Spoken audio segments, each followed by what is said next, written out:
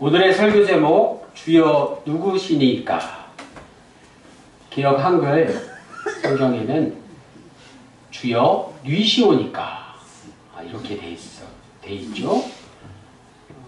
보시는 대로 오늘 설교 제목은 바울의 질문입니다. 질문. 평소 질문들 많이 하시죠? 세상에 쓸데없는 질문은 없습니다.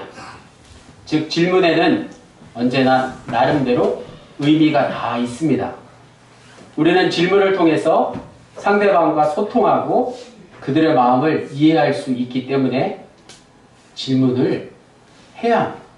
질문을 들어줘야 합니다. 질문을 두려워하지 말고 언제나 질문하는 자세를 가져야 합니다. 다 큰 어른이 되었어도 어린아이의 마음을 헤아린다는 생각으로 주위 분들의 질문을 잘 들어주시기 바랍니다. 바야흐로 인공지능 AI 시대가 점입 가경입니다. 들어보셨죠? AI, 인공지능. 요즘 영찬이는 어디 갔어? 자신의 휴대폰 앱에 설치된 그 AI 기능으로 검색한 결과를 아빠에게 보여줄 때가 있어서 한때 정보통신 분야에서 일했던 저를 아주 당혹스럽게 할 때가 있습니다. 인공지능 하면 가장 유명한 회사가 있는데 오픈 AI의 챗 GPT라고 합니다. 챗 GPT 그냥 들어보세요. 챗은 채팅, 잡담하다, 대화하다 라는 뜻이고요. 이제는 사람이 아니라 누구랑 대화한다고요? 기계랑 대화하는 시대가 온 거예요. 이미 오래전에 시작을 했지만 완전하게 기술이 구현되지는 못했었는데 이제 본격적으로 그런 시대가 열렸음을 잘 말해주고 있습니다. 챗 GPT에 가보면 이런 글귀가 가장 먼저 눈에 들어옵니다. 뭘까요? 무엇이든 물어보세요. 물어보라는 거예요. 정보를 얻으려면 먼저 물어야 하는 거예요. 내가 많은 지식을 얻으려면 어떻게 해야 된다고요? 물어봐야 되는 겁니다. 더 나아가서 더 좋은 정보를 더 빨리, 더 많이 얻으려면 질문을 많이 할 뿐만 아니라 질문을 잘 해야 되죠. 좋은 답을 얻기 위해서는 좋은 질문이 필수적입니다. 인터넷이 처음 보급되던 시기 2000년 초에 야후라는 검색 사이트가 미국에서 시작됐는데 대박이 났어요. 그러다가 우리가 잘 아는 다음, 네이버 같은 포털 사이트로 많은 사람이 검색을 해서 오늘날에 이르렀습니다. 그런데 최근에는 유튜브가 생겨서 글쎄 궁금한 건 유튜브에다 물어보는 거예요. 유튜브로 검색하면 동영상으로 답을 얻을 수 있다는 사실. 우리 이항숙 사관이 아주 잘하죠. 농사 일 하다가 모르는 거 있으면 유튜브에 물어보면 됩니다. 급기야 최근 몇 년간 우리나라에서 가장 영향력 있는 언론인 1위 누구죠? 손모 씨가 모 방송에서 새로 토론 프로그램을 시작했는데 제목이 뭐라고요? 질문들이에요.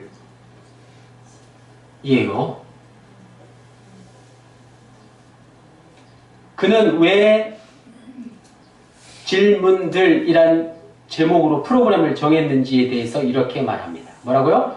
좋은 대답을 듣기 위해서는 좋은 질문을 해야 합니다. 우리는 질문들이 필수인 시대를 살고 있다고 말했습니다. 대단한 선견지명 아니겠습니까? 오늘 우리 예수 믿는 사람들, 기독교인들은 여기서 한 걸음 더 나가서 이러한 질문들을 뛰어넘는 질문들을 할 수 있어야 하지 않겠습니까? 그 질문이 오늘 설교 제목이네요. 사도 바울처럼 절체절명의 상황에서도 우리는 어떻게 해야 된다고요? 질문할 수 있어야 합니다. 바울의 질문은 끊임없이 하나님을 찾고 갈망하고 탐구한 끝에 결국 예수를 주로 인정하는 상황에서 나온 것이었습니다. 앞서 말씀드린 그 어떤 질문들보다 뛰어난 질문이지 않았겠습니까? 바울의 질문이 구체적으로 무엇이었고 또 그 답이 무엇이었는지를 오늘 본문 속으로 함께 들어가서 알아보겠습니다. 1절에 바울이 주의 제자들에 대하여 여전히 위협과 살기가 등등하여 대제사장에게 가서, 영어 성경에 Saul was still breathing 이라고 번역했는데, 바울이 예수 믿는 자들에 대해서 살해 위협을 가지고 어떻게 했다고요? 숨을 쉬었다는 뜻이에요. 숨 쉬는 순간에도 항상 예수 믿는 자를 어떻게 하면 죽일까 이 생각을 했다는 거예요. 죽으나 사나 바울의 목적은 예수 믿는 자를 잡아 옥에 가두고 죽이려고 하는 것이죠. 그만큼 혈기가 가득했다는 뜻입니다. 오늘 보면 앞부분에 그러한 내용들이 잘 소개되고 있습니다. 바울은 초대교회의 순교자 스데반의 죽음을 당연한 것으로 여겼고 초기 교회 공동체를 잔멸하여서 쑥대밭을 만들었으며 예수 믿는 자를 있는 대로 감옥에 가뒀습니다. 그의 열정은 여기서 멈추지 않았고 이제는 흩어져 있는 해외로 도망가서 숨어있는 기독교인들까지 모조리 붙잡아서 예루살렘으로 끌고 오려고 출발했습니다. 2절에 다메섹 여러 회당에 가져갈 공문을 청하니 이는 만일 그 도를 따르는 사람을 만나면 남녀를 막론하고 결박하여 예루살렘으로 잡아오려 함이라. 다메섹은 오늘날 시리아의 수도로 예루살렘에서 약 240km나 떨어져 있는 먼 곳에 있는 도시였습니다. 여행하는데 약 일주일가량 소요되었고 당시 그곳에 꽤 많은 유대인 회당이 있었기 때문에 그곳을 중심으로 기독교인들이 모여 있었다는 정보를 얻고 출발한 것이죠. 바울은 예루살렘 공회의 공문을 받아서 회당에 있는 기독교인들을 색출하여 잡으려고 했던 것입니다. 이처럼 적극적이고 집요한 박해자의 모습은 바울의 지극히 독단적인 열정이었습니다. 열정에는 두 가지가 있어요. 자기 열정과 또 하나는 복음의 열정이 있습니다. 지금 바울의 열정은 지극히 자기 자신을 위한 열정이었다는 것입니다. 잘 생각해 보세요. 내가 어떤 일에 열정을 다하여서 살아가고 있는데 그것이 누구의 열정인지 말입니다. 이런 바울의 열정은 오늘 본문 말씀을 통해서 부활의 주님을 만난 후에 어떻게 되었다고요? 더 이상 자기 열정이 아니라 복음의 열정으로 뒤바뀝니다. 그래서 열정이라는 단어를 헬라어로 잘 그 뜻을 헤아려 봤더니 엔데오스인데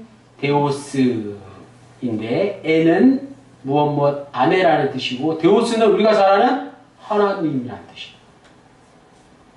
그래서 복음의 열정은 바로 내가 하나님 안에 하나님이 내 안에 계실 때 비로소 그 열정은 아름다운 열정이 된다.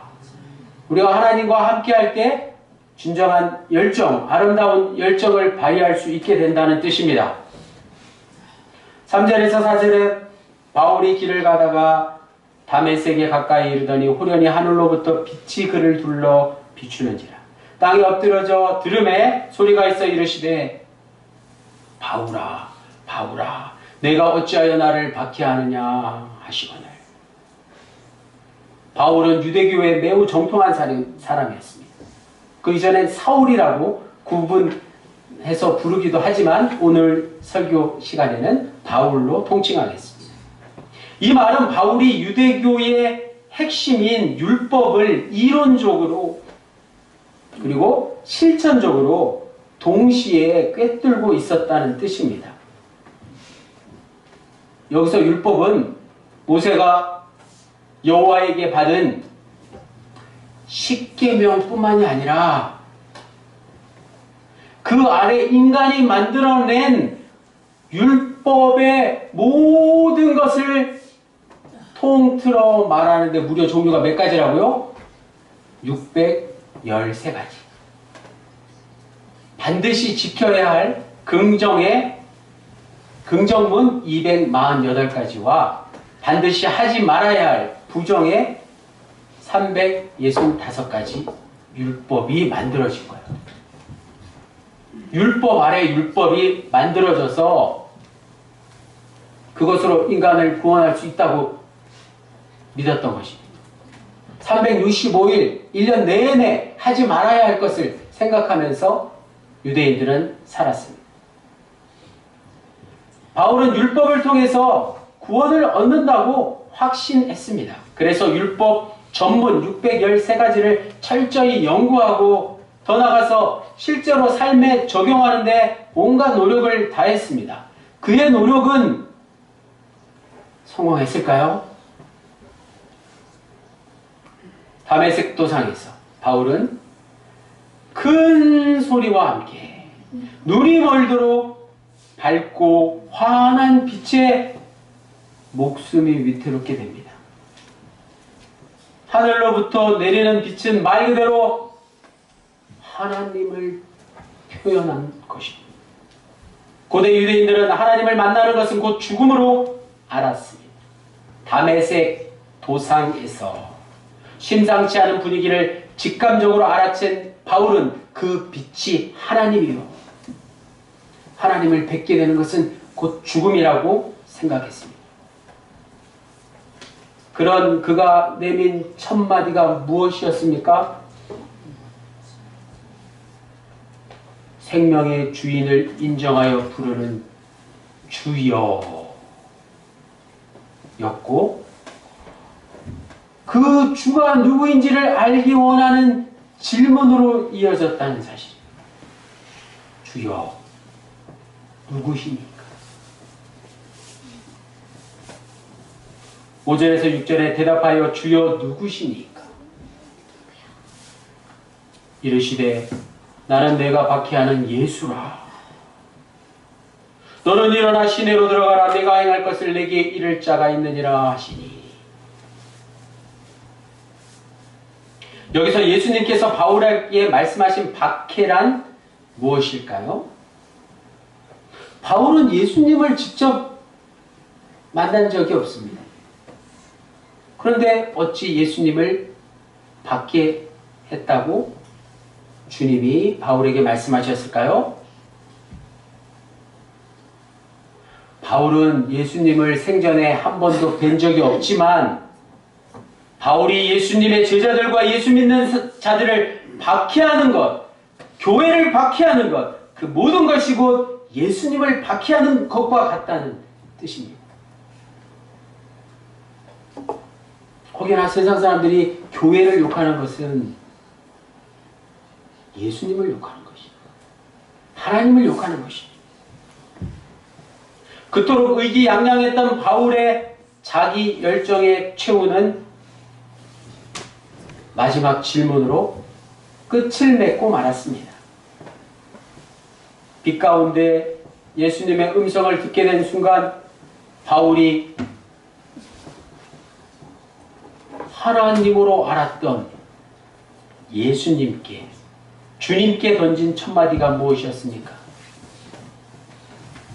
주님 잘못했습니다. 살려주세요가 아니라 주여 누구시니까? 절체절명의 상황에서, 죽음의 문턱에서 당신은 누구십니까? 라고 가장 의미 있는 질문을 던진 것입니다. 이 질문과 함께 바울의 열정, 곧 자기 열정은 이제 예수님을 하나님의 아들로, 주인으로 인정하는 복음의 열정에 사로잡히게 됩니다.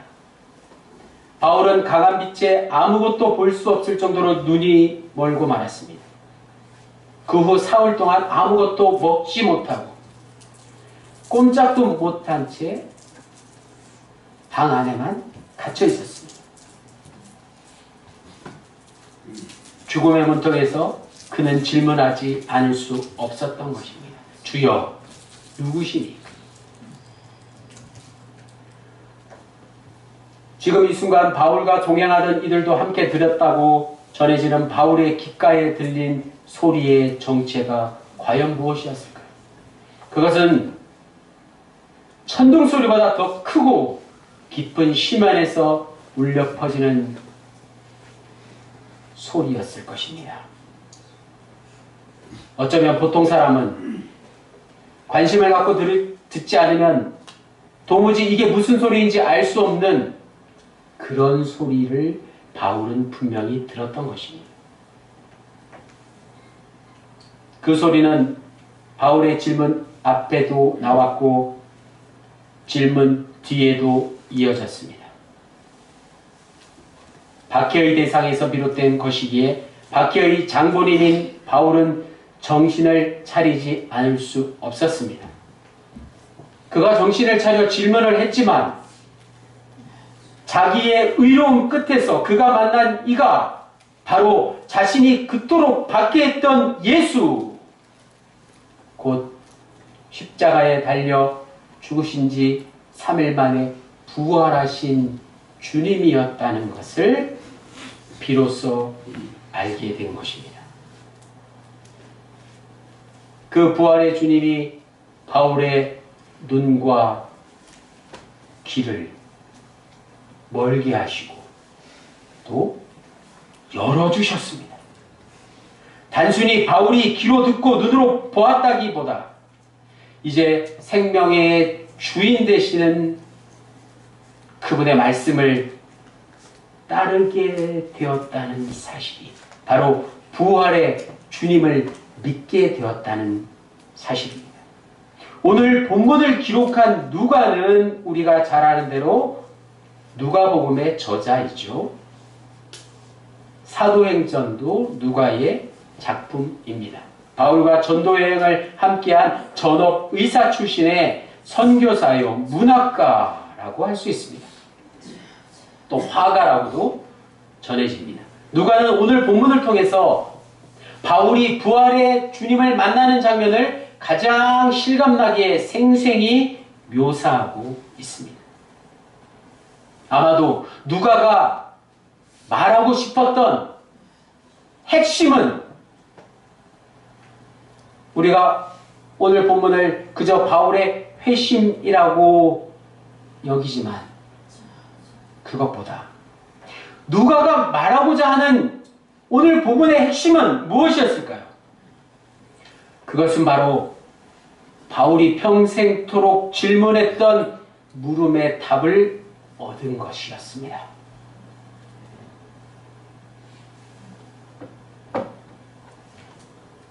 그 답을 주신 이가 바로 부활의 주님이시오 예수 그리스도시라는 것을 오늘 본문을 통해서 누가는 분명히 밝히고 있는 것입니다. 사랑하는 더감명문의 군우님들, 오늘 예배에 함께 하신 성도님들, 그리고 아직 예수를 영접하지 않으신 분들, 바울의 질문과 그 질문에 대한 답은 바로 부활의 주님이었습니다. 그 질문은 주님이 누구신가? 즉 그 예수는 과연 누구신가에 대한 것이었고, 그 질문에 대한 답은 주님이 부활하셨다는 것. 부활의 주님을 생명으로 받아들인 것이었습니다.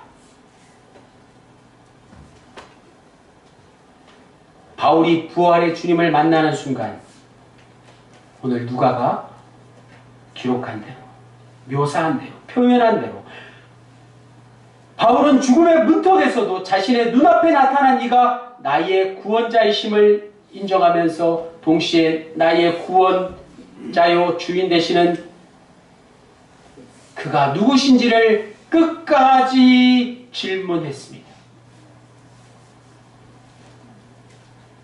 우리 그리스도인들도 평생토록 질문해야 할 물음일 수 있습니다. 바울은 그가 그토록 제거하려 했던 예수 추종자들을 잡으러 가는 길에서 거꾸로 역풍을 만났습니다.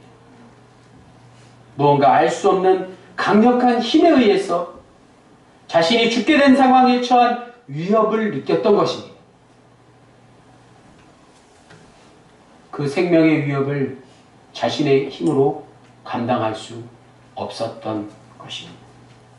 그렇습니다. 바울은 자신이 어찌할 수 없는 위대한 생명의 힘을 드디어 발견한 것입니다.